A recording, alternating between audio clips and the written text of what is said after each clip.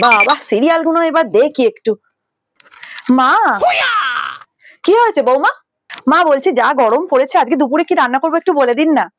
আজকে আজকে যা গরম পড়েছে বেশি কিছু একদম রান্না করতে হবে না, একটু ফ্রিজে আম আছে, আম দিয়ে একটু মুসুর ডাল দিয়ে টকের ডাল করবে, আর দেখবে মুড়ো আছে, মুড়ো গুলো বেশ একটু লাল লাল ঝাল ঝাল করে একটু কষা কষা করে একটু তরকারি করবে, আর আলু পোস্ত করবে ডালের সঙ্গে, বাবাটাও খুব আলু পোস্ত ভালোবাসে, আলু পোস্ত করবে আর একটু আমের চাটনি করবে, ব্যাস এইটুকুই করবে।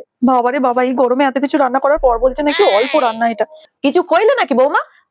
এ মা না না মা, কিছু বলিনি, আমি সব রান্না করে নিচ্ছি, ঠিক আছে যাও চটপট রান্না করে নাও দেখি, আমি আবার একটার মধ্যে খাবো, আমি এখন সিরিয়াল গুলো দেখি, যাও। হ্যাঁ আজকে বিকালে শপিং এ তো অবশ্যই যাব।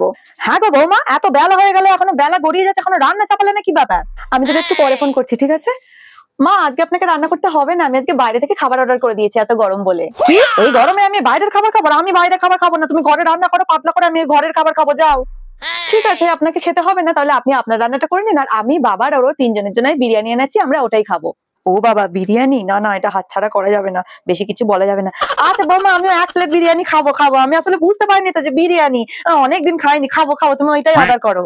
যেই রান্না করতে বলেছি অমনি এখন বাইরের খাবার প্রিয় হয়ে গেল, আশ্চর্য। বৌমা তুমি তাহলে এখন ফোন দেখো, যা যা কাজ আছে আমি সব করে নিচ্ছি, তোমার আর করতে হবে না, আসছি তাহলে। হ্যাঁ হ্যাঁ যান যান যান, ঠিক আছে, আমি খাবারটা এলে তারপরে আমি নিজে চলে যাবো। উফ